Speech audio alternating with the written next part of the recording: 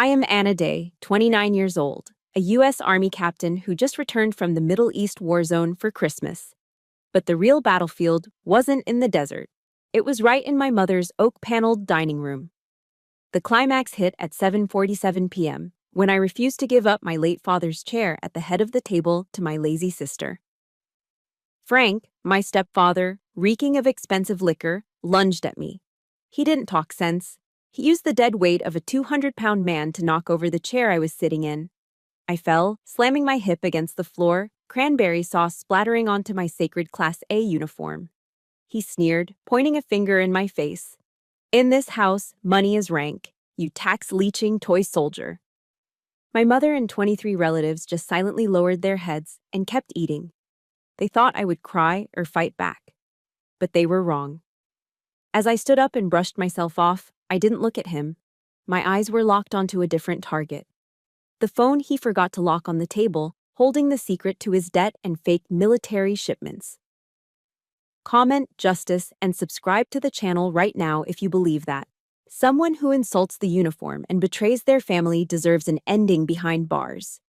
To understand why I didn't strike him back right then and there, you have to understand the room I was sitting in.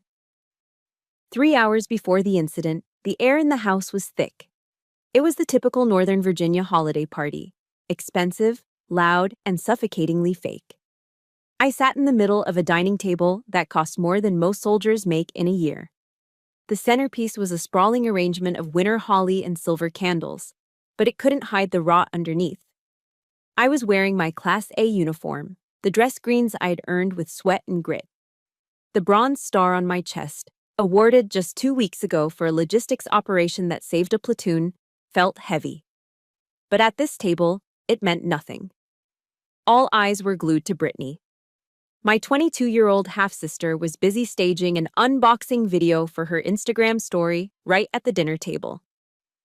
"Oh my God, you guys, look!" Brittany squealed, holding up a tangerine-colored Hermes Birkin bag. She posed, pursing her lips. "It smells like success? Thank you, Daddy." "It suits you, Princess," Frank boomed, his face flushed a deep, unhealthy crimson from the single malt scotch he'd been guzzling since noon. "That's genuine leather. Costs 12 grand. More than what this one makes in a year." He jerked his head toward me without making eye contact. "Playing in the sand." A ripple of polite, sycophantic laughter went through the relatives. My aunts and uncles, people who claimed to love the troops on Facebook, chuckled along. They knew Frank's logistics company was rumored to be in trouble. I knew for a fact he was dodging taxes because I'd heard him bragging to his lawyer on the porch earlier about using charity write-offs to trick the IRS. It was a common game for the new money crowd in D.C., and it made my stomach turn. "Frank," I said, my voice steady, the same tone I used to brief generals. "Brittany's tuition is late. Mom told me the roof was leaking last week. Is the purse really the priority?"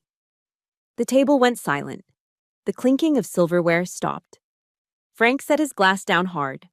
The ice cubes clinked, a sharp, lonely sound against the crystal. "Don't lecture me on finance, Anna. You live on government handouts paid by my taxes. I create wealth." He stood up, swaying slightly. "Brittany, honey, come sit at the head of the table. The lighting is better for your video." "That's Dad's chair," I said. It wasn't a scream. It was a statement of fact. My father, Colonel Day, had sat there every Christmas until the cancer took him. It was the one boundary I had left in this house. "Your dad is dead," Frank spat, his voice dropping to a menacing growl. "And I paid for the chair. Move." "No." That was the trigger. It happened at 1947. I checked the grandfather clock as I fell. Frank didn't just pull the chair, he threw his weight into it. Gravity and malice took over. I hit the floor hard. The pain in my hip was blinding, a hot spike shooting up my spine. But the sound was worse, the shattering of the crystal serving bowl. Cold, sticky cranberry sauce exploded over my chest, soaking into the fabric of my uniform. It looked like a gunshot wound. I lay there for a second, the breath knocked out of me. The room was frozen. I looked up through the legs of the table, directly at my mother. Mom, Helen, was sitting 3 feet away. She was clutching her pearls, her knuckles pale. This was it. This was the moment. Her husband had just assaulted her daughter, an officer of the United States Army, in her own home. "Mom," I whispered. Helen looked at me. Then she looked at Frank. Frank was wiping a smudge of cranberry sauce from his hand onto a silk napkin with a look of utter disgust, as if I were the one who had soiled him by falling.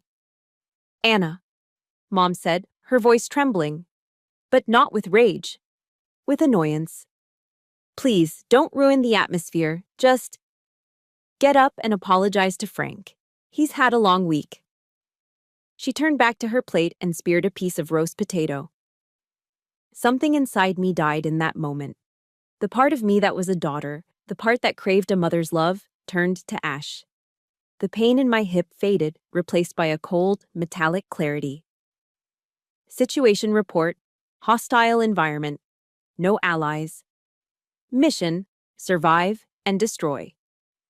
I remembered the words of General Mattis. Be polite, be professional, but have a plan to kill everyone you meet. I didn't cry. Soldiers don't cry when the enemy reveals their position. I slowly pushed myself up. My hip throbbed, but I stood at attention.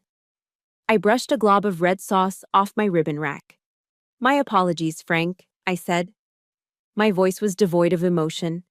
It was the voice of a quartermaster assessing a broken supply chain. Frank grunted, satisfied. "Know your place." He turned to pour another drink, turning his back on the table. But in the chaos amidst the spilled sauce and the broken glass, he had made a fatal error. He had left his phone on the table, screen up, next to his plate. The notification light blinked. A text message preview popped up. I looked down. My eyes locked onto the screen. Sender: Logistics Hub 4. Message: Ghost shipment cleared the Norfolk port. No inspection. Transfer the remaining $50K immediately. My heart rate didn't spike. It slowed down. My vision narrowed. This wasn't just a toxic stepfather anymore. This was a crime against the Department of Defense. In one smooth motion, practiced 1,000 times in briefing rooms, I pulled my phone from my pocket. I didn't make it obvious. I pretended to check a notification. Snap. I captured the screen. High definition. Irrefutable proof. I looked at my mother one last time. She was chewing her potato, eyes fixed on the centerpiece, refusing to witness the wreckage of her family. "I'm going to clean up," I said softly. I turned and walked out of the dining room. I walked with a limp, holding the phone like a weapon. I wasn't walking away in defeat. I was moving to a secure location to call in an airstrike. They thought they had broken me, but they had just handed me the coordinates to their destruction. I retreated to the guest bathroom, the only room in the house where the lock actually worked, and wetted a paper towel. I scrubbed at the cranberry stain on my dress greens, but the red dye had already soaked deep into the fabric. It looked less like a food stain and more like an old, unhealed wound. Staring at my reflection in the mirror, the anger I felt wasn't just about tonight. Tonight was just the symptom. The disease had started 10 years ago, on a rainy Tuesday in November. I closed my eyes and the smell of expensive scotch faded, replaced by the smell of wet earth and white lilies. I was 19. The day we buried my father, Colonel Day, the rain wouldn't stop. It was a proper military funeral. The folding of the flag was precise, the gun salute was deafening, and the sound of taps drifting over the cemetery hills broke whatever was left of my heart. That was the day Frank Morrison made his move. He wasn't family then. He was just a business associate of my father's, a man who showed up in a suit that was a little too shiny, driving a car that was a little too loud. While I stood by the grave, numb and shaking, Frank didn't stand with the respectful distance of a friend. He stood right behind my mother. I remember looking up and seeing his hand resting on her shoulder. It wasn't a comforting touch. It was heavy, possessive. Like a man staking a claim on a piece of prime real estate that had just come onto the market. "Don't worry, Helen," I heard him whisper to my mother, his voice oily. "I'll take care of the logistics. You just grieve." He took care of the logistics, all right. Within 3 months, he had moved in. Within 6 months, he had married her. And then, the erasure began. It started slowly, like a creeping mold. First, Dad's collection of military history books disappeared from the living room shelves, replaced by Frank's collection of single malt scotches. Then, the portrait of my father in his uniform, the one that hung over the fireplace, was taken down. "It's too morbid, Helen," Frank had said. "We need to look forward, not backward." He replaced the hero who built this house with a $3,000 piece of abstract art that looked like spilled paint. But the moment I knew Frank was an enemy combatant happened a year later. I came home from my ROTC training for the weekend. I walked into the living room and froze. The American flag that had draped my father's casket, the one presented to my mother with the words, "On behalf of a grateful nation," was usually kept in a triangular display case on the mantel. That day, the case was open. The flag was unfolded, lying on the mudroom bench. Frank was sitting there, lacing up his golf shoes. It had been raining. His shoes were caked in mud. I watched, paralyzed, as he reached for the stars and stripes, my father's shroud, and used the corner of it to wipe a smudge of dirt off his leather heel. "What are you doing?" I had screamed, lunging forward to snatch the flag away. Frank just laughed, not even looking up. "Relax, soldier girl. It's just a piece of cloth. Your mom wanted me to clear off the mantel for her vase collection." He loved to play the patriot when it suited him. At the local country club bar, after 3 drinks, Frank would tell anyone who would listen about his time in the service and how much he loved this country. He stole the valor of better men to sell his contracts. But I had seen his medical records in the mail once. Classification, 4F. Reason, bone spurs. He hadn't served a day in his life. The erasure wasn't just emotional, it was physical.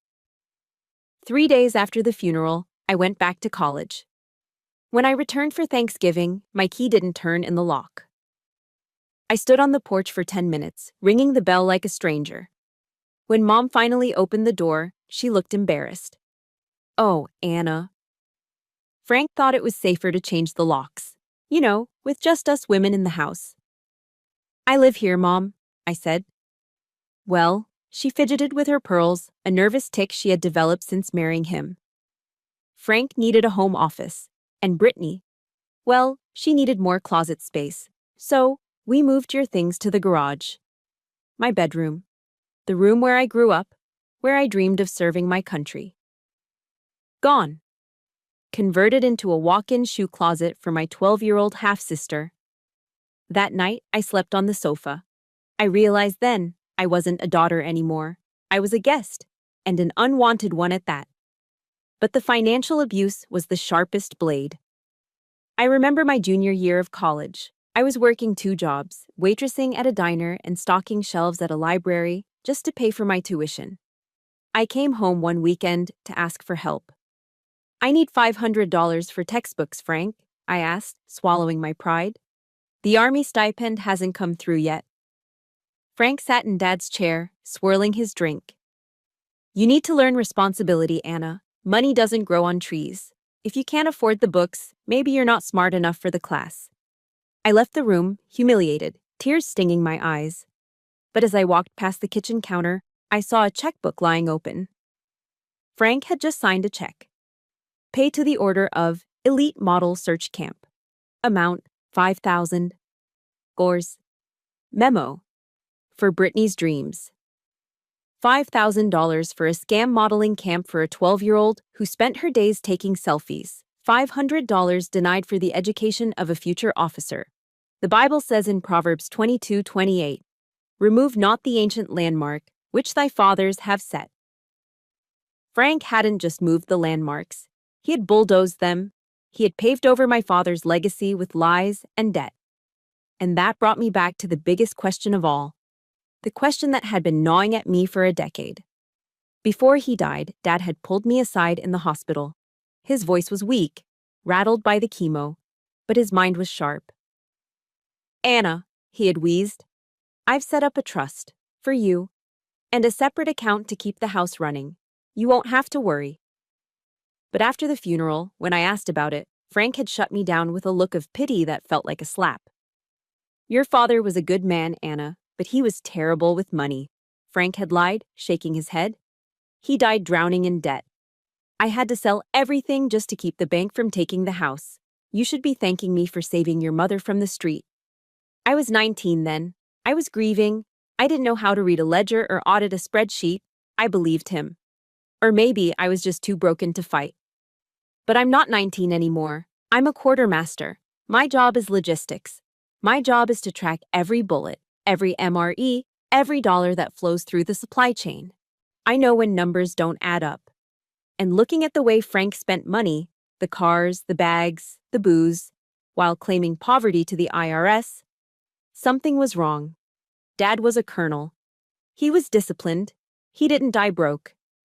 If you've ever felt like someone stole what was rightfully yours, or if you hate seeing good people get pushed aside by greedy fakes, hit that like button right now. And tell me in the comments, do you believe in karma? Type yes if you think Frank is about to get what's coming to him. I dried my hands with the paper towel. The cranberry stain was still there, but I didn't care about the uniform anymore. I wasn't going back to the dining room to finish my meal. I remembered something. Dad's old laptop. The heavy military-grade brick he used for his personal files. Frank thought it was garbage.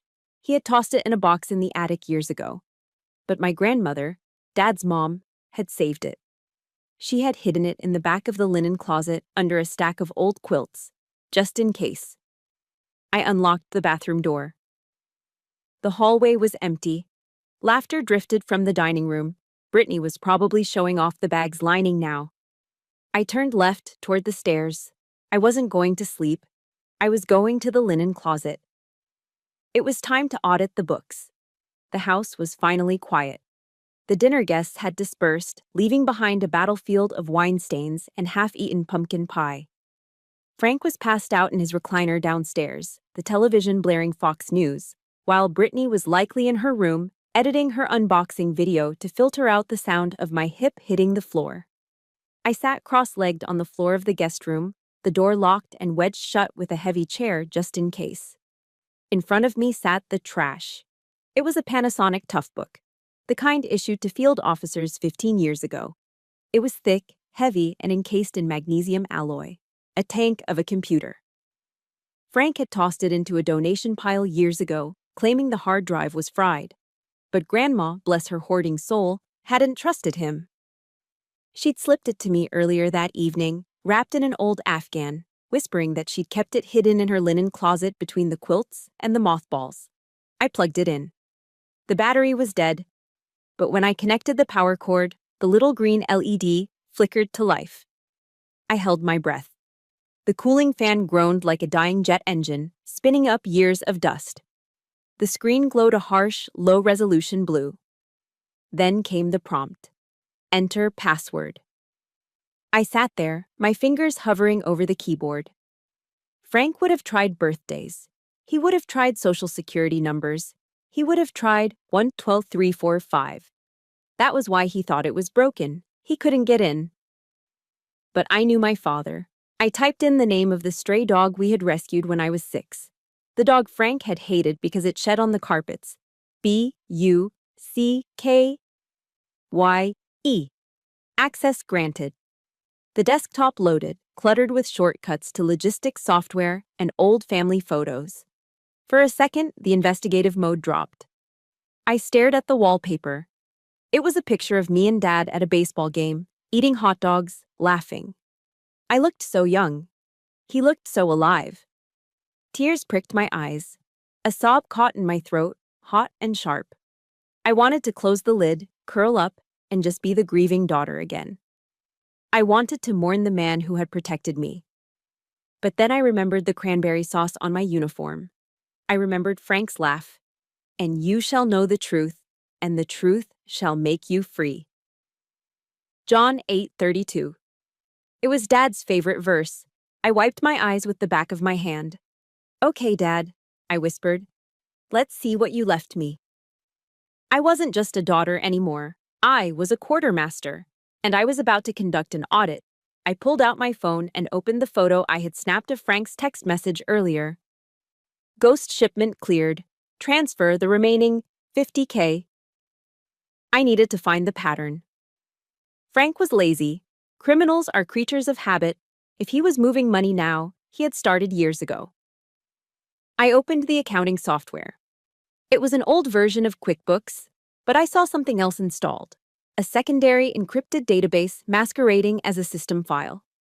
In the military, we call this a double-entry bookkeeping scheme.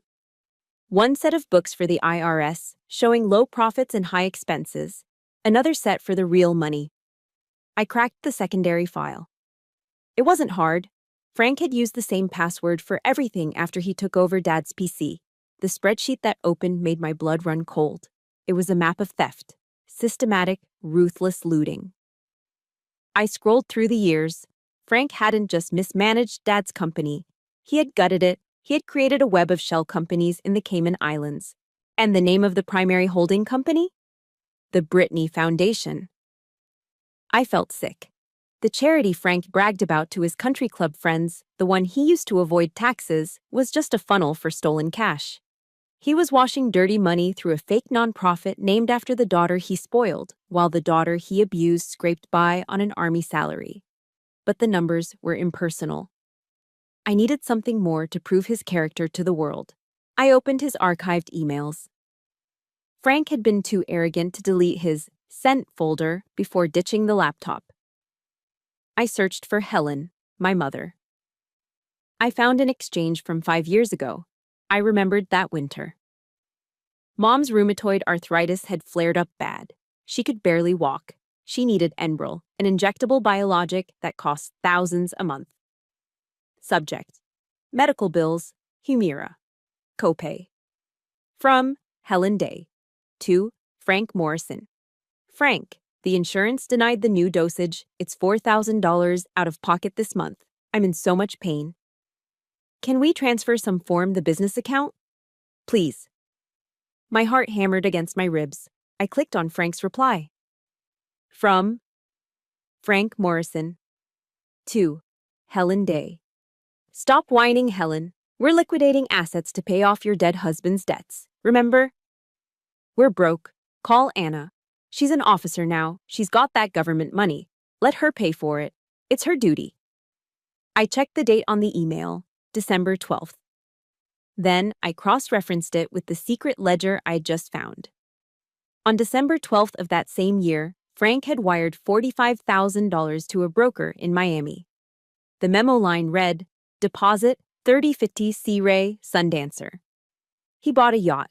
He bought a damn yacht the same week he told my mother to beg me for medicine money because they were broke. I had to put a hand over my mouth to stop myself from screaming. The rage wasn't hot anymore. It was absolute zero. It was a cold, hard resolve to burn his world to the ground. But I needed the kill shot. Tax fraud and emotional abuse were bad, but Frank played in the world of defense contracting. That meant federal jurisdiction. I went back to the ledger. I started looking at the inventory tab. I matched the code from the text message on my phone, ghost shipment, to the historical product codes in the laptop. Frank was a creature of habit. He was using the same suppliers he had established years ago. I found a contract from 2 years ago. Contract W92XXD04. Client, Department of Defense, DLA Aviation. Item, high tensile rotor bolts. NSN 530601442XXXX. Specs, grade 8, titanium alloy. Made in USA required. This was standard stuff. Bolts used in helicopter assemblies, critical safety components. Then I looked at the cost of goods sold column for that contract. Frank had purchased the bolts for 0 byte door at 12 cents a unit. Titanium bolts don't cost 12 cents. I clicked on the supplier invoice. It wasn't a U.S. steel mill. It was a company called Shenzhen Metal Reclaim and Scrap. The description on the import manifest read, refurbished industrial scrap, non-aviation use. The room spun. I gripped the edge of the desk so hard my fingernails dug into the wood. Frank wasn't just stealing money. He was buying scrap metal from a Chinese junkyard, repainting it, stamping a fake Made in USA logo on it, and selling it to the U.S. military as aircraft-grade titanium. He was selling trash to keep American pilots in the air. And suddenly, the silence of the room was shattered by a memory. A memory of a phone call I received 2 years ago. A memory of a Black Hawk helicopter spinning out of control over the desert. A memory of my best friend, Mike. I looked at the screen, the blue light reflecting in my eyes like a targeting laser. "You didn't just steal my inheritance, Frank," I whispered to the empty room. "You have blood on your hands." I reached into my pocket and pulled out a flash drive. My hand was steady now. I plugged it in and hit copy all. The progress bar moved slowly. 10%, 20%. I wasn't just auditing him anymore. I was preparing a court-martial. The download finished. I pulled the drive out and clenched it in my fist. It was small, cold, and heavy. It felt like a grenade. And I was about to pull the pin. The glow of the laptop screen seemed to turn the air in the room toxic. I wasn't looking at a spreadsheet anymore. I was looking at a crime scene. I clicked open a PDF file labeled Quality Assurance Report, Batch 409. It looked official. It had the Department of Defense Eagle seal at the top. It had the stamp of a certified metallurgist. It claimed that the rotor bolts Frank shipped to the Army Aviation Depot in Kandahar 2 years ago were grade 8 titanium, heat-treated in Pennsylvania, tested for stress fractures, and certified battle-ready. But I had the other window open, the real window. The invoice from Shenzhen Metal Reclaim showed the truth. Frank hadn't bought titanium. He had bought high-carbon steel scrap, stuff melted down from old washing machines and rebar, recast it, dipped it in a chrome finish to make it look shiny, and lasered a fake serial number onto the head. He paid 12 cents a bolt. He charged the American taxpayer $50 a bolt. It was a scam that made the Fat Leonard Navy bribery scandal look like petty theft. Leonard bribed admirals with hookers and cigars to overcharge for fuel. Frank was selling grenades disguised as safety parts. My hand hovered over the trackpad. I felt bile rising in my throat. Because I knew that part number. NSN 5306 01442 XSEC high tensile rotor assembly bolt. I froze. The room temperature seemed to drop 20 degrees. The silence of the house was replaced by a sound from 2 years ago, a sound I heard in my nightmares. The whump, whump, whump of a Black Hawk helicopter rotor blade struggling to bite into the thin desert air. My vision blurred. I wasn't in Northern Virginia anymore. I was back at Bagram Airfield. It was 1400 hours, hot, dry, the kind of heat that tastes like dust. My best friend, Mike, Chief Warrant Officer Mike Ramirez, was running a routine supply hop to a forward operating base. I was on the tarmac, signing off on a manifest for MREs. "Catch you on the flip side, Anna," Mike had yelled over the engine noise, flashing a thumbs up from the cockpit. He was smiling. He was talking about his fiancée back in Texas. They were going to get married in the spring. The bird lifted off. It got about 300 feet in the air. And then, the sound changed. It wasn't the rhythmic beat of the blades anymore. It was a high-pitched metallic scream, like a banshee, like metal shearing against metal. I looked up, shielding my eyes against the sun. I saw the main rotor wobble. It wasn't supposed to do that. The nut holding the assembly together, the bolt that Frank had supplied, snapped. The physics of flight ended. The violence of gravity took over. The helicopter didn't glide. It dropped like a stone. It spun, wild, uncontrollable circles. I heard the pilot screaming over the radio, but I didn't need a headset to hear the impact. Crunch. The sound of 3 tons of machinery hitting the hard-packed earth is something you feel in your teeth. Dust exploded. Then came the fire. I ran. I ran toward the wreckage before the sirens even started. I pulled Mike out of the cockpit. But I didn't pull all of him out. The instrument panel had crushed his legs. The jagged metal of the fuselage had severed his right leg below the knee. There was so much blood. It soaked my uniform, turning the desert camouflage into a dark, sticky red. Just like the cranberry sauce on my dress greens tonight. "Anna!" Mike had gasped, his face gray with shock. "My leg. I can't feel my leg." The investigation report had been inconclusive. Catastrophic mechanical failure, they called it. Metal fatigue. I sat back in the guest room chair, trembling. Tears were streaming down my face, hot and fast. It wasn't metal fatigue. It wasn't bad luck. It was Frank. Frank wanted a vacation home in the Hamptons. Frank wanted to join the platinum tier at the country club. And to get it, he bought 12-cent bolts from a scrapyard and put them in Mike's helicopter. Mike lost his leg because Frank wanted a bigger boat. Ding. The sound of my own phone startled me. It was a cheerful, bright notification sound. I looked down. An Instagram notification. Brittany XO just posted to her story.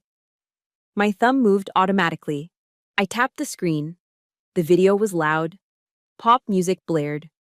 Brittany was filming herself in the mirror of her bedroom down the hall. She was wearing a new designer jacket, holding up shopping bags. "Ugh, you guys," she said to the camera, doing a sad, pouty face. "Dad is totally stressing about work again, so he gave me his Amex to cheer me up. Retail therapy is real. Just dropped $20K at Tyson's Corner. The vibe is immaculate."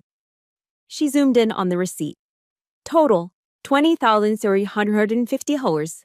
1 I did the math in my head. $20,000. That was the exact profit margin on one crate of those counterfeit bolts. Frank had taken the blood money from the accident that crippled my best friend and given it to his daughter to buy jackets she would wear once. I threw the phone onto the bed. I couldn't touch it. It felt contaminated. I reached into my duffel bag, the one I hadn't even unpacked yet. My fingers brushed against the cold metal of a small box. I pulled it out. Inside was Mike's Purple Heart. He had given it to me to hold onto while he went into his 5th surgery for prosthetics fitting. "Keep it safe, Anna," he'd said. "You were the one who pulled me out." I clutched the metal in my hand. The edges dug into my palm. I squeezed it until I felt my skin break, until the physical pain grounded me. General Douglas MacArthur's farewell speech echoed in my mind. Duty, honor, country. Those 3 hallowed words reverently dictate what you ought to be, what you can be, what you will be. Frank Morrison had betrayed all 3. He had betrayed his duty as a citizen. He had sold his honor for cash. He had sold out his country to the lowest bidder. The tears on my face stopped. The grief that had been choking me for 2 years evaporated. In its place was something else, something cold, something dangerous. This wasn't a family dispute anymore. I wasn't a stepdaughter angry about a lost inheritance. I wasn't a sister jealous of a handbag. I was an officer of the United States Army. And I had just identified a domestic terrorist living in my mother's house. I looked at the laptop screen one last time. I looked at the fake, Made in USA stamp on the digital invoice. "You want a war, Frank?" I whispered to the empty room. My voice sounded different. It was guttural. "You just deployed to the wrong combat zone." I stood up. I didn't limp this time. I walked over to the window and looked out at the dark driveway where Frank's Mercedes was parked. I wasn't going to just report him. That was too easy. Reporting him meant lawyers, plea deals, maybe a few years in a minimum security prison where he could work on his golf swing. No, I wanted him destroyed. I wanted him to feel the same panic Mike felt as the ground rushed up to meet him. I turned back to the computer. I had the evidence. Now I needed the ammunition, and I knew exactly where to aim the first shot. Sun Tzu wrote, "Attack him where he is unprepared, appear where you are not expected." Frank expected a screaming match. He expected me to cry to my mother or maybe file a civil lawsuit for my inheritance. Something his high-priced lawyers could tie up in court for years until I ran out of money. He didn't expect a tactical nuclear strike on his finances from a Waffle House booth at 3 a.m. I had relocated to a cheap motel off I-95. The room smelled like stale cigarettes and lemon cleaner, but the Wi-Fi was strong. I sat there with Dad's old tough book, a cup of lukewarm diner coffee, and a cold, predatory focus. I wasn't Anna the daughter anymore. I was Captain Day, coordinating fire support. Target 1, the IRS. I navigated to the official IRS whistleblower office portal. In the US, tax fraud is a serious game, but reporting it is even more serious. I filled out Form 211. It's a beautiful document. It allows an individual to report major tax evasion, and if the government recovers the money, the whistleblower gets up to 30% of the take. I uploaded the double entry ledgers I had pulled from Frank's secret drive. I highlighted the Brittany Foundation shell companies in the Caymans. I attached the receipts for the yacht, the cars, and the country club fees he wrote off as business expenses. Click, sent. Frank Morrison wasn't just going to get audited, he was going to get gutted. Target 2. The Department of Defense. This was the kill shot. I logged into the Department of Defense hotline, the secure channel for reporting fraud, waste, and abuse. I uploaded the invoices from the Chinese scrapyard. I uploaded the falsified Made in USA certificates. I linked them directly to the NSN codes for the rotor bolts that killed Mike. This wasn't just fraud. This was a violation of the outcome of the Buy American Act, and, more importantly, it was negligent homicide. The DCIS, Defense Criminal Investigative Service, doesn't play games. They don't send letters. They send agents with badges and guns. Click, sent. By 4:30 a.m., the heavy lifting was done. But I wasn't finished. I wanted to see them bleed. I wanted immediate visual confirmation of impact. I remembered the repo notice I had found buried in Frank's spam folder. Apparently, the lease on Brittany's matte black G-Wagon was 3 months behind. Frank was juggling creditors, robbing Peter to pay Paul, assuming his next government contract would cover the spread. I found the number for the local asset recovery firm, the Repo Men. They operate 24/7. I sent an anonymous tip through their website, dropping the pin for the exact GPS coordinates of Frank's driveway. Then, I hacked into the house. It wasn't hard. Frank used the same password for his Ring security cameras as he did for his email, Moneymaker1. I logged in, disabled the notification that would alert his phone, and pulled up the live feed of the driveway. Then, I waited. The sun came up over the manicured lawns of Northern Virginia at 6:45 a.m. The neighborhood was quiet, the kind of wealthy silence where you can hear a Tesla backing out of a garage 3 houses down. At 7:02 a.m., a heavy-duty tow truck turned the corner. It wasn't subtle. It was a massive diesel-chugging beast with Raptor Recovery painted on the side. I took a sip of my coffee, watching the screen like it was a movie. The driver was a pro. He backed up to the G-Wagon in seconds. The backup alarm, beep, beep, beep, cut through the morning air like a siren. That woke them up. I saw the front door fly open. Brittany ran out. She was wearing silk pajamas and fuzzy slippers, her phone already in her hand, recording. Hey, hey. I could hear her screaming through the camera's microphone. What are you doing? Get away from my car. Daddy, Daddy. The tow truck driver didn't even look at her. He hooked the chains under the axle. The G-Wagon, the symbol of Brittany's influencer status, tilted into the air. Then Frank appeared.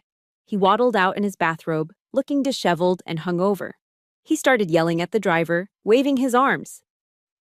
"Do you know who I am?" Frank roared. "I'll sue you. Put it down."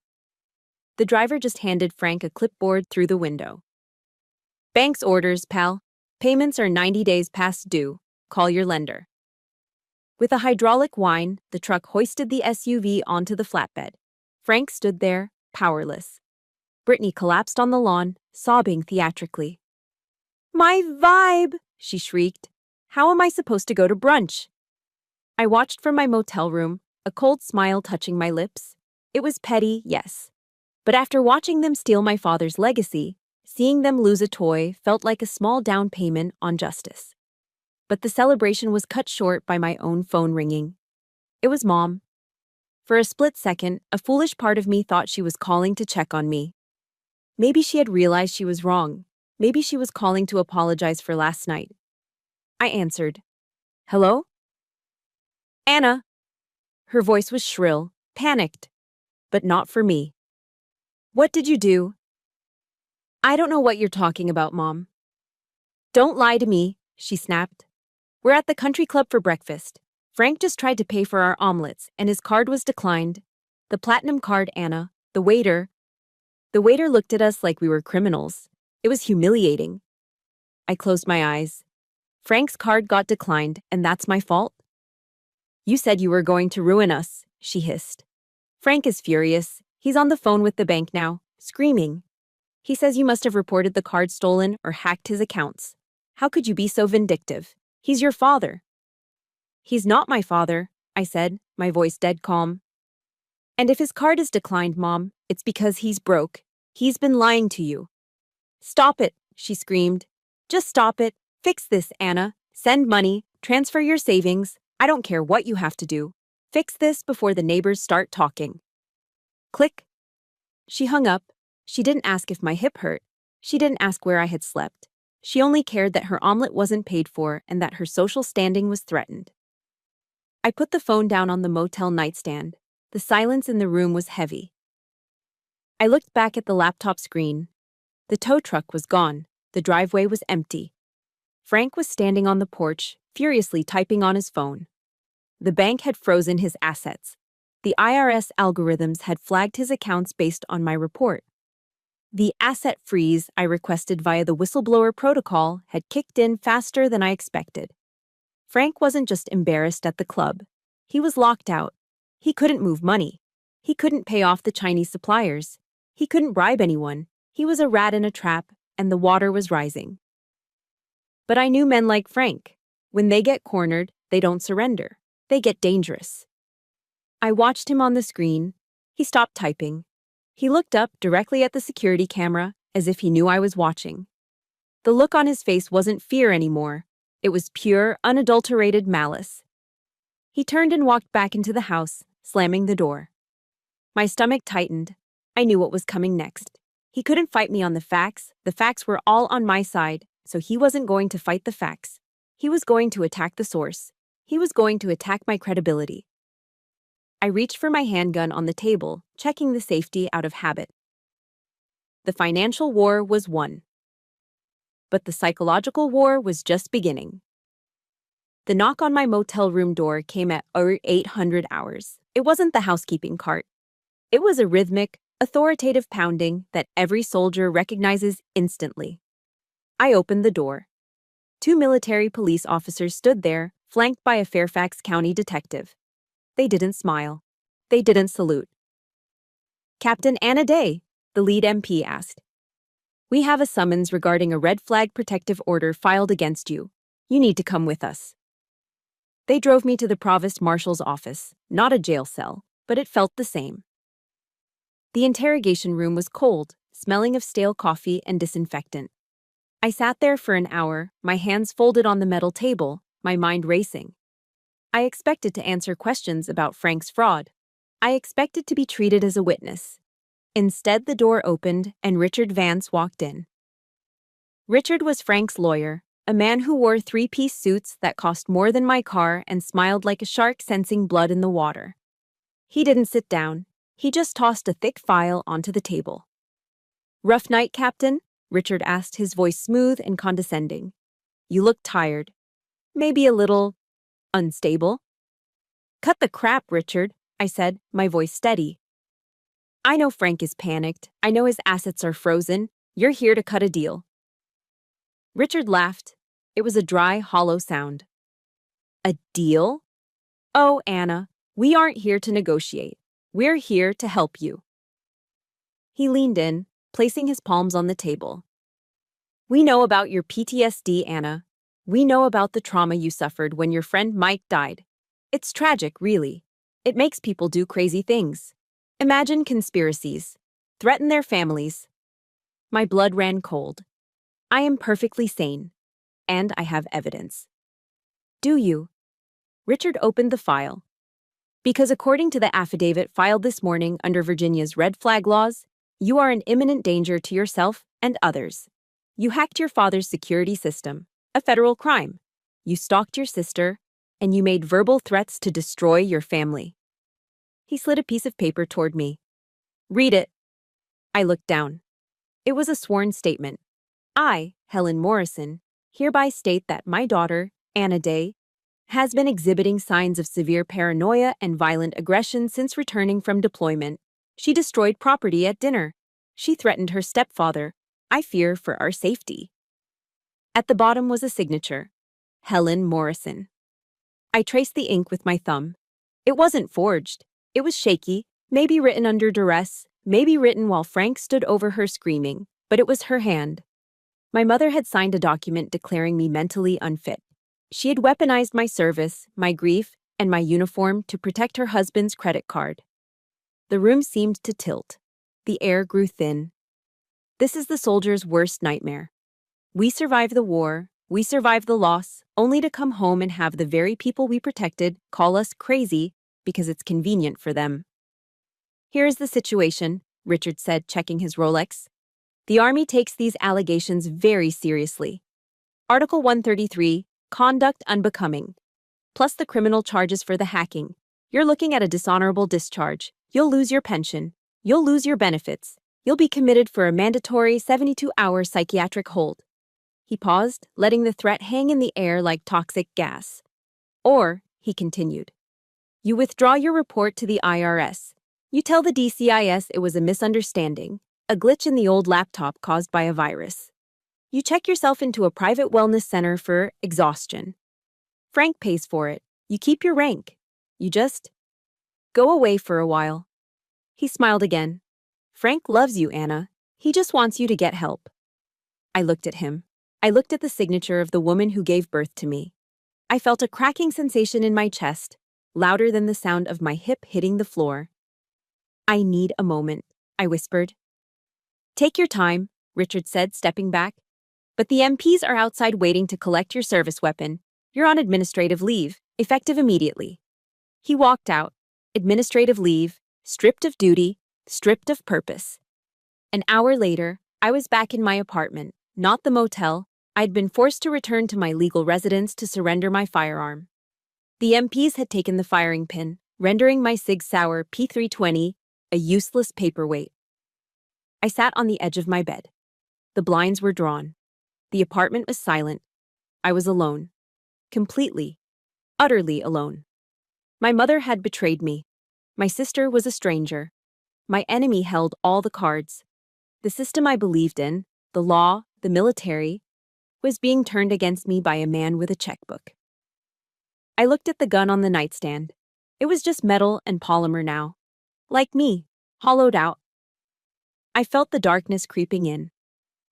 The voice in my head, the one that sounded like Frank, whispered that I should just give up. Sign the papers. Take the deal.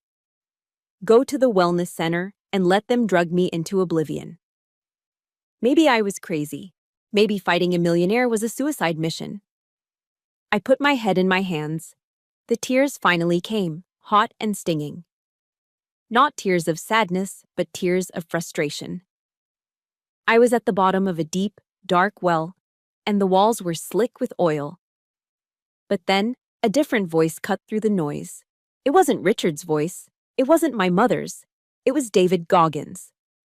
I remembered listening to his audiobook during rucksacks in the desert. When you think you're done, you're only at 40% of what your body's capable of doing. That's just the limits that we put on ourselves. I lifted my head. I wiped my face. They wanted me to be the broken veteran. They wanted me to be the crazy daughter. Because if I was crazy, then Frank wasn't a criminal. I stood up and walked to the mirror. My eyes were red, but the fire behind them hadn't gone out. It was just banking down, waiting for oxygen. I am not done, I said to the empty room. I am at 40%. This is the hardest part of the story for me to tell. Being gaslit by your own family is a pain I wouldn't wish on my worst enemy. If you have ever been made to feel crazy just for speaking the truth, or if you stand with veterans who are wrongly stigmatized, please hit that like button right now. And comment "I believe you" below. I need to know I'm not fighting this battle alone tonight. I washed my face with cold water. I put my uniform jacket back on, even though I was technically suspended. It was my armor. Richard said I had no way out. He said no one would believe me. But he made one mistake. He assumed I was fighting this war alone. He assumed the only family I had was the one that lived in that mansion. He forgot about the other family, the one forged in blood and gold stars. And just as that thought crossed my mind, just as I was tightening my bootlaces for the next round, knock, knock, knock. It wasn't the MPs this time. The knock was softer, gentle, but persistent. I walked to the door, my heart hammering. Was it Richard coming back for my signature? Was it the men with the white coats? I unlocked the deadbolt and pulled the door open. It wasn't the police. Standing in the hallway was an old woman leaning on a cane, flanked by 3 women I'd never met before. But I recognized them instantly, not by their faces, but by the lapel pins they wore on their coats, a gold star on a purple background. "We heard you were in trouble, Captain," my grandmother said, her eyes twinkling with a defiance that skipped a generation. So I brought in the heavy cavalry. The knocking didn't stop. It wasn't aggressive, but it was relentless. I took a deep breath, smoothing the front of my uniform jacket. I expected to see the grim faces of the military police, or worse, the white coats of a psychiatric transport team sent by Richard. I braced myself, mentally rehearsing my rights under the UCMJ. I unlocked the deadbolt and pulled the door open, ready for a fight. But I didn't find a fight. I found a casserole. Standing in the hallway, leaning heavily on a cane but looking sharper than a tack, was my grandmother, Evelyn Day.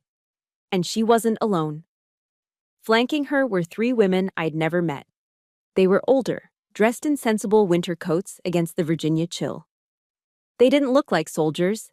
They looked like the women you'd see at a church bake sale or a library board meeting. But then I saw the lapel pins on their coats, a purple circle, a gold star in the center. My breath caught in my throat. In America, you don't mess with the Marines, and you certainly don't mess with the Gold Star mothers. These were women who had lost a son or daughter in active duty service to the United States. They carried a moral authority that no lawyer, no millionaire, and no politician could touch. "Grandma," I stammered, my hand falling from the doorknob. "You look like hell, Anna," Grandma said, stepping inside and brushing past me. "And you're too skinny. I told you those MREs would ruin your stomach." "We brought dinner," the woman to her left said. She was a petite African-American woman with silver hair and eyes that looked like they had seen everything. She was holding a heavy Pyrex dish wrapped in a towel. The smell hit me instantly. Roasted garlic, tomato sauce, and melted mozzarella. It was the smell of home. Not the cold, sterile house I'd grown up in, but the idea of home. "I'm Mrs. Higgins," she said, walking straight to my tiny kitchenette. "Put this on the table, sugar. It's lasagna." My son, Marcus, he loved lasagna.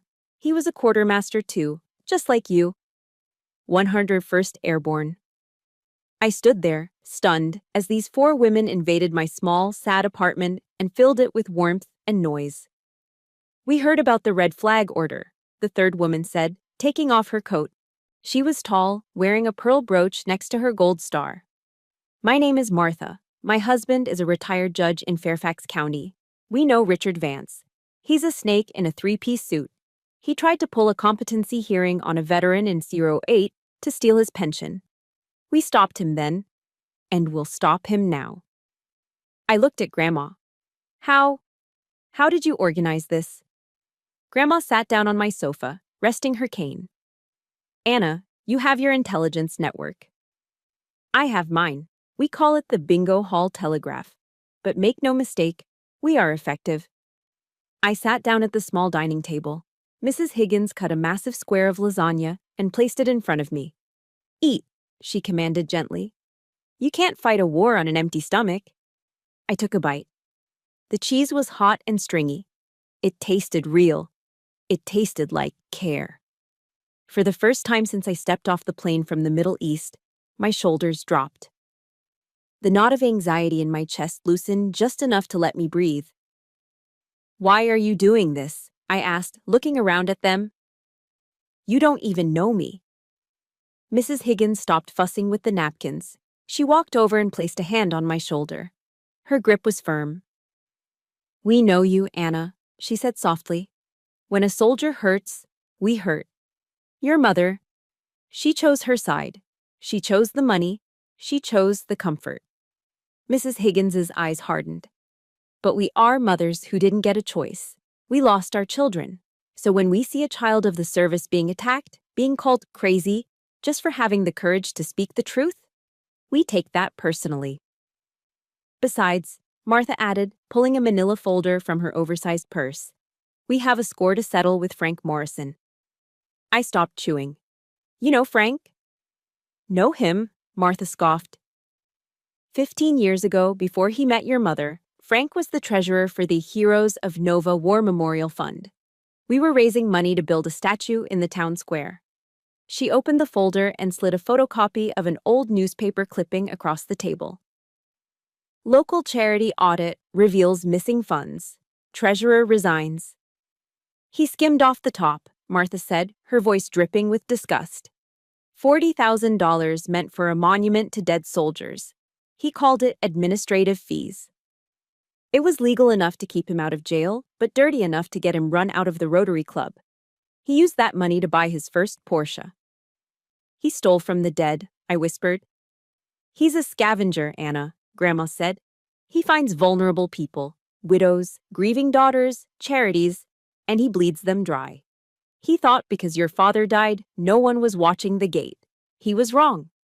Mrs. Higgins sat across from me. We've been watching him for years, waiting for him to slip up. But we're outsiders. We never had access to the books. We never had an insider. Until now, I said, realizing the implications. I have the data. I have the proof of the fake bolts. And we have the character witnesses, Martha said. If Richard tries to paint you as insane in court, 50 Gold Star mothers will march into that courtroom and stand behind you. Let's see a judge grant a red flag order then. Tears pricked my eyes again, but these weren't tears of despair. They were tears of relief. I wasn't an orphan anymore. I had found my tribe. But we need one more thing, Grandma said, leaning forward. Richard is good. He's slippery. He'll try to get your evidence thrown out as fruit of the poisonous tree, claiming you hacked the computer illegally. We need someone who can testify to his conspiracy. Who? I asked. Martha pulled a sticky note from the file. On it was a name and a phone number written in shaky handwriting. Dorothy Miller, Martha read. She was Richard's paralegal for 10 years. She knows where every skeleton is buried. Frank had her fired 2 weeks ago because she refused to shred a box of documents related to the Brittany Foundation. She's angry, Mrs. Higgins added, pouring me a glass of iced tea. And she's broke. She's working at a bakery in Alexandria now. If you go to her, officer to civilian, and show her you're ready to fight, she might just give you the smoking gun. I looked at the note. Dorothy Miller. This was it. This was the bridge between my digital evidence and a criminal conviction. I looked up at the women. My grandmother, the matriarch. Mrs. Higgins, the nurturer. Martha, the enforcer. They had come into my darkest hour with lasagna and logic. Eat up, Captain, Grandma said, tapping her cane on the floor. You have a meeting in the morning. I took another bite of the lasagna. It was the best meal I had ever tasted. My mother had signed a paper saying I was dangerous. She was right. I was dangerous. Because now I wasn't just fighting for myself. I was fighting for the sons of these women. I was fighting for the memory of the men Frank stole from. And I had an army of mothers covering my 6. The address on the sticky note led me to Miller's Need, a small, unassuming bakery in Old Town Alexandria. It was the kind of place where politicians' aides grabbed coffee off the record. It smelled of yeast and rain. I spotted Dorothy immediately. She was sitting in a booth in the back, looking nervous, twisting a paper napkin into shreds. But she wasn't alone. Sitting across from her was a woman I recognized instantly, a woman I despised. Sarah. Frank's executive assistant. The 20-something blonde with the fake tan and the skirts that were against dress code in any reputable office. The woman I had seen giggling at Frank's jokes while my mother sat at home in pain. My blood boiled. Was this a trap?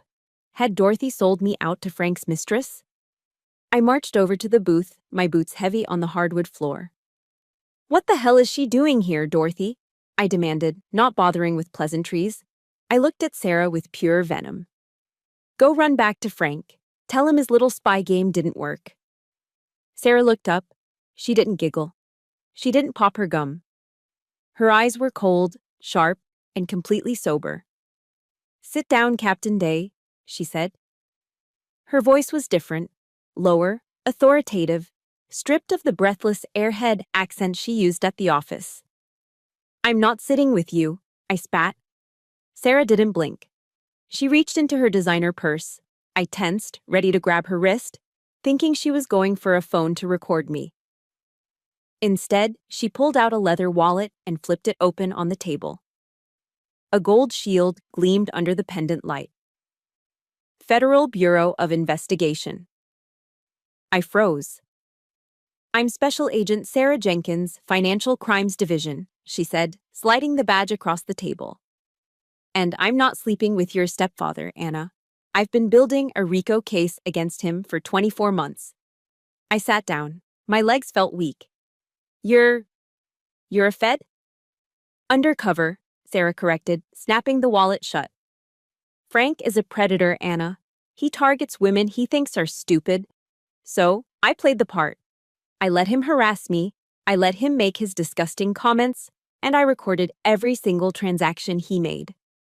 She took a sip of black coffee. But I'm not the one who started this investigation. I was just the asset deployed to finish it. What do you mean? Sarah looked at me, her expression softening for the first time. This operation, we call it Operation Omega. It wasn't started by the FBI. It was started by an informant within the company, 10 years ago. She reached into her bag again and pulled out an iPad. He knew he was dying, Anna. He knew Frank was circling like a vulture. He knew your mother was too weak to stop him. So he came to us. She pressed play and turned the screen toward me. The screen flickered. And there he was. My father, Colonel Day. He looked thinner than I remembered, the cancer already eating away at him, but he was wearing his uniform. He was sitting in his study, the room Frank had turned into a shoe closet.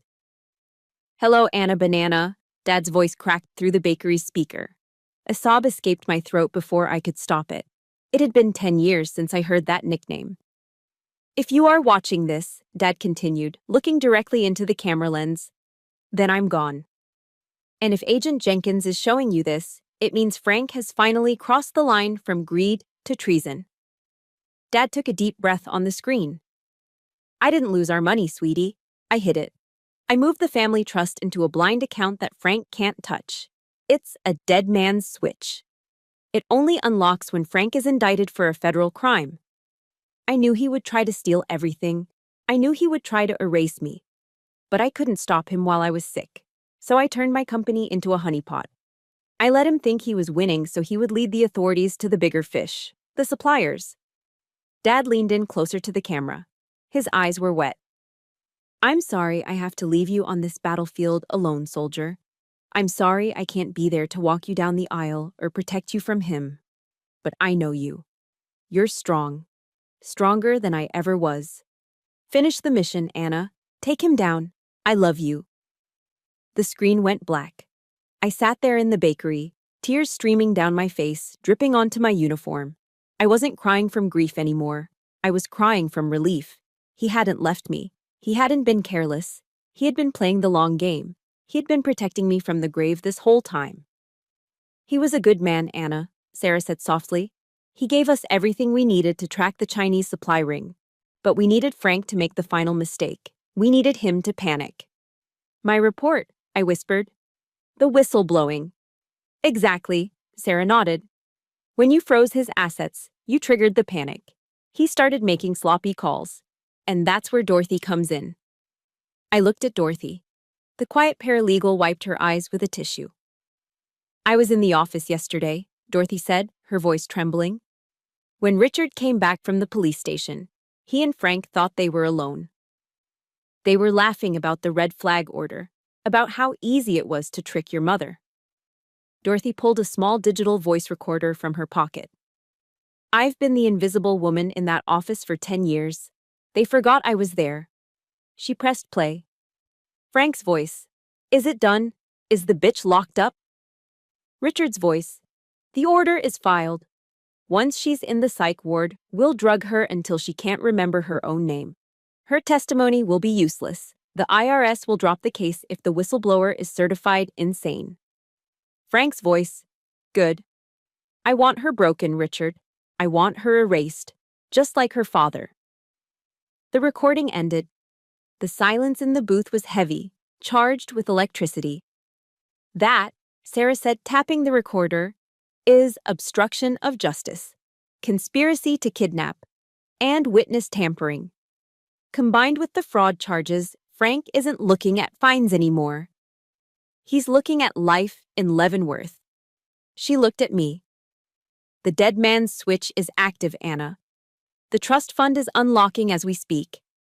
But we have one problem. Frank is planning to flee. We intercepted a flight plan for a private jet to the Caymans departing tomorrow morning. I wiped my face. I sat up straight. The despair of the last 24 hours was gone. In its place was the cold, hard steel of command. He's not going anywhere, I said. Sarah smiled. It was a dangerous smile. We have a SWAT team on standby. We were waiting for a green light from the key witness. That's you. I looked at the badge. I looked at the recorder. I thought about my father's voice.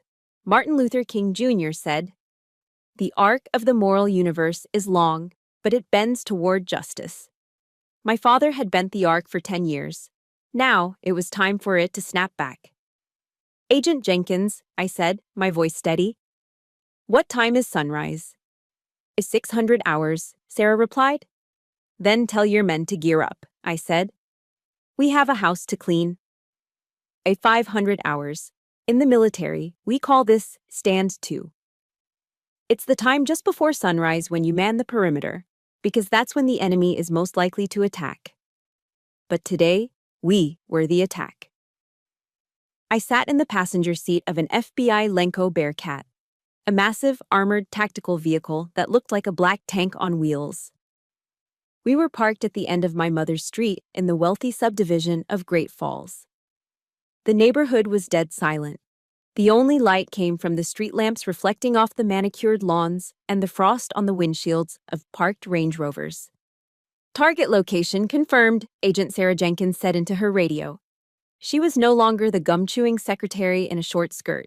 She was wearing a Kevlar vest with FBI emblazoned in yellow across the chest, holding an M4 carbine.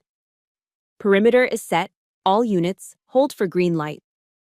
I adjusted the collar of my Class A uniform. I had spent an hour ironing it this morning. Every crease was razor sharp. My shoes shone like black glass. I wasn't here as a daughter. I was here as a witness for the prosecution. You ready, Captain? Sarah asked, looking over at me. Execute, I said. Sarah keyed her mic. All units, go, go, go. The silence of the morning was shattered. 6 unmarked SUVs and 2 local police cruisers roared down the street, their engines screaming. The blue and red strobe lights erupted, painting the white colonial mansions in a chaotic disco of law enforcement colors. The Bearcat smashed over the curb of Frank's driveway, crushing a decorative azalea bush. Federal agents, search warrant! The voice on the loudspeaker boomed, shaking the windows of the entire block. Neighbors' porch lights flickered on instantly. Curtains twitched. The show had begun. A team of 6 SWAT operators in full tactical gear stacked up at the front door. The point man carried a battering ram. Boom. One hit. The heavy oak door, the one Frank had locked me out of so many times, splintered inward. FBI, open up, hands where we can see them. I watched from the command vehicle monitors. It was chaos inside. Clear left, clear right, second floor. Minutes later, the front door opened again. But this time, the king of the castle wasn't walking out. He was being dragged. Frank Morrison, the man who wore $3,000 suits and lectured me about net worth, was stumbled out onto the porch. He was wearing silk pajamas that clung to his paunch. His hair was a mess. He was barefoot, hopping on the cold concrete, and his hands were zip-tied behind his back. This is a mistake, Frank was screaming, his face purple. Do you know who I am? I know senators. I play golf with the DA. Call Richard Vance. Behind him, another agent escorted Brittany out. She wasn't in handcuffs yet, but she looked terrified. She was clutching her iPhone like a lifeline, trying to live stream. Put the phone down, the agent barked, snatching it from her hand. Hey, that's my property, Brittany shrieked. You can't take that. My followers are watching. It's evidence, ma'am, the agent said, bagging it. You're being detained for possession of stolen property and conspiracy to launder money. Brittany's jaw dropped. The reality of a federal indictment hit her harder than a bad comment section. Then, my mother appeared. Helen stood in the doorway, clutching her robe tight around her throat. She wasn't arrested. She stood there, trembling, watching the flashing lights illuminate the wreckage of her social status. She looked old, smaller than I had ever seen her. Frank? She wailed. Frank, what's happening? They said Rico? Frank stopped struggling. He looked at his wife. He looked at the woman who had signed a paper calling her own daughter insane just to protect him.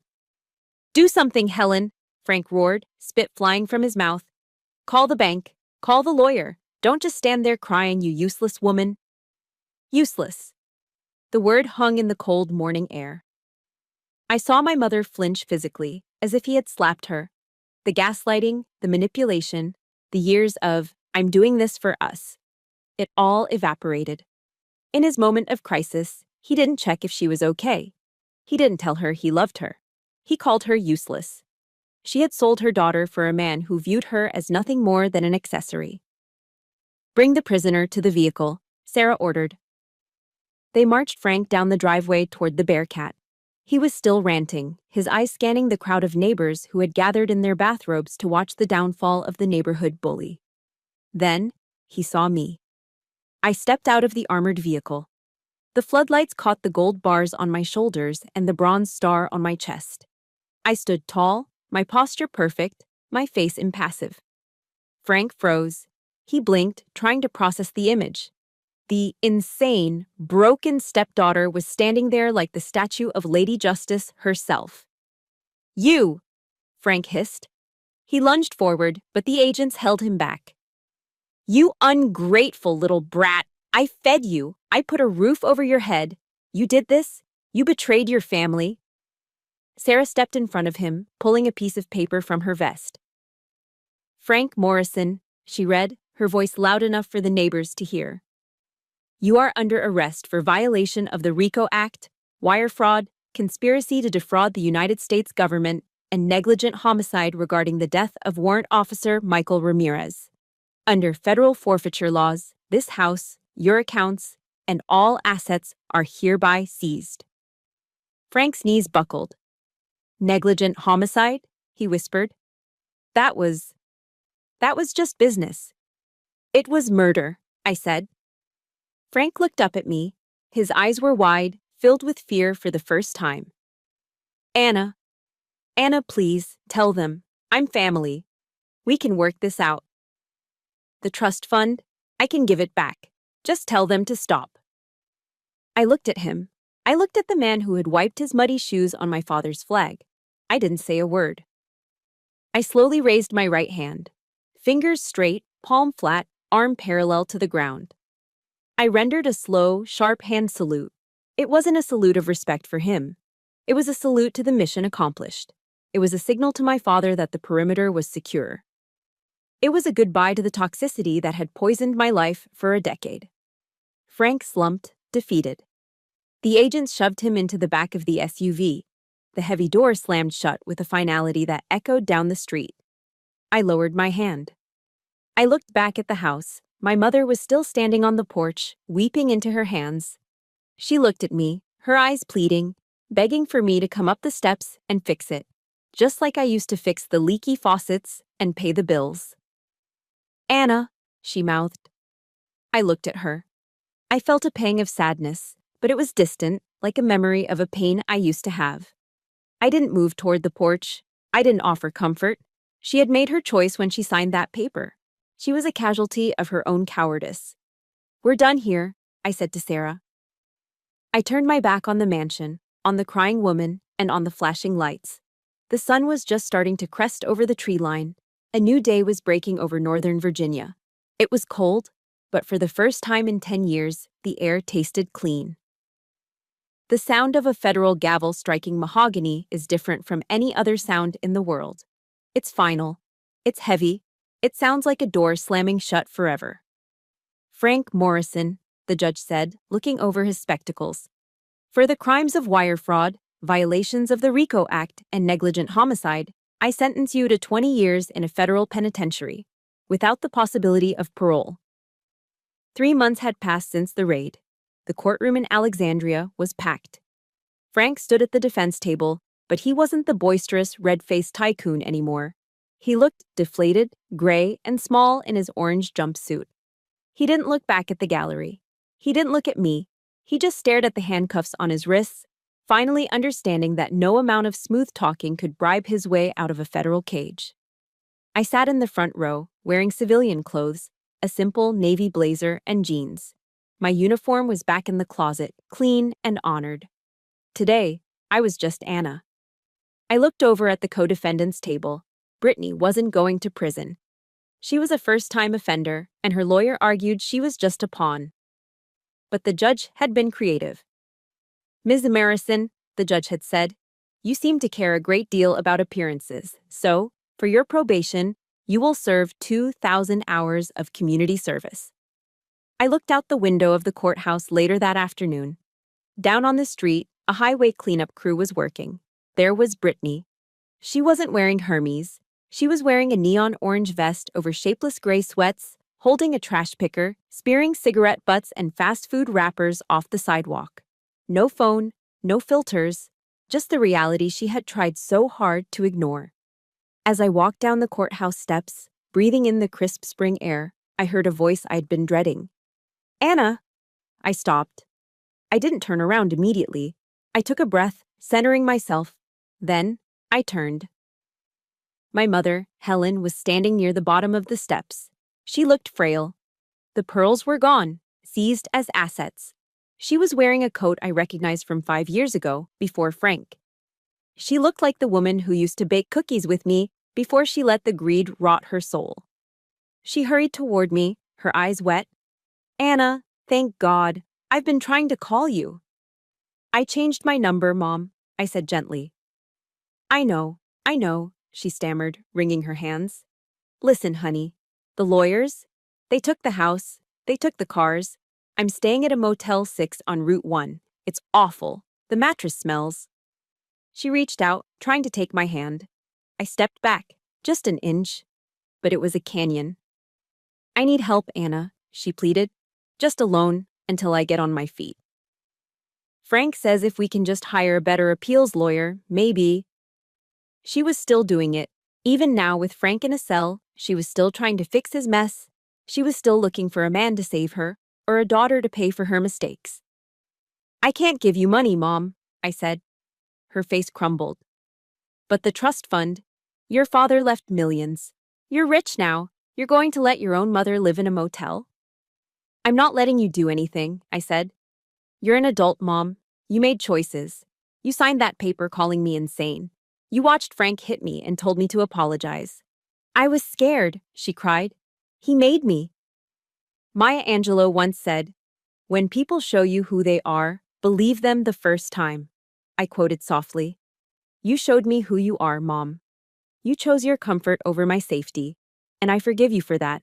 I truly do. Then help me. I reached into my bag. I pulled out a plain white envelope. It wasn't thick. It didn't hold a check. This is the only help I can give you, I said, handing it to her. She tore it open, her hands shaking. She pulled out a single sheet of paper. Her face fell. What? What is this? It's a list of therapists in Northern Virginia who accept state insurance, I said. And a list of job placement agencies for women re-entering the workforce. I don't need a job. I need my daughter, she screamed, the victim mask slipping.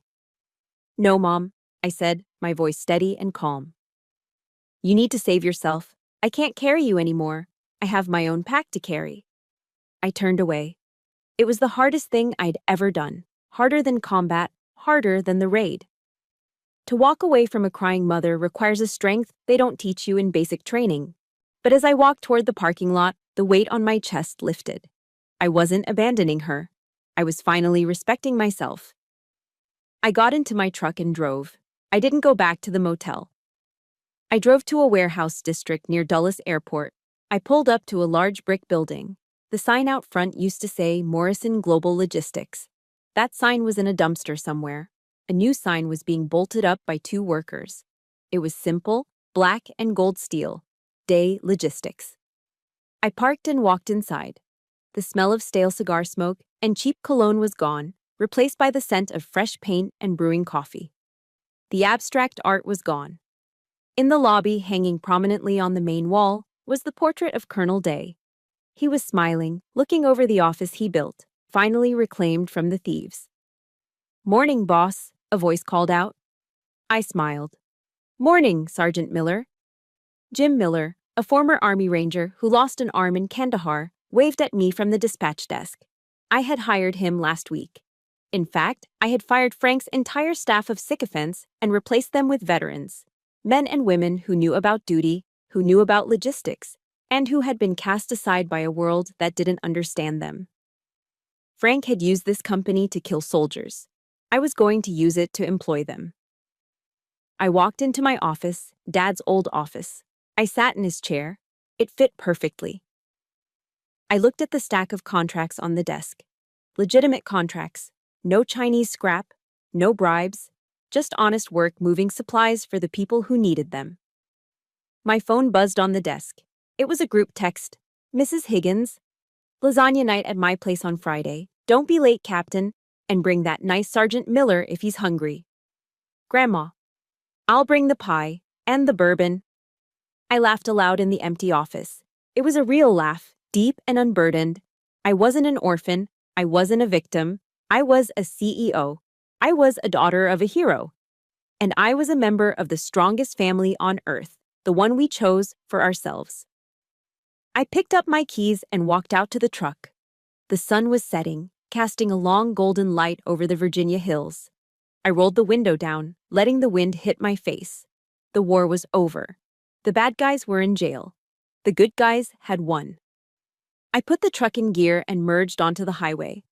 I didn't know exactly where the road would take me next, but for the first time in my life, I was the one driving.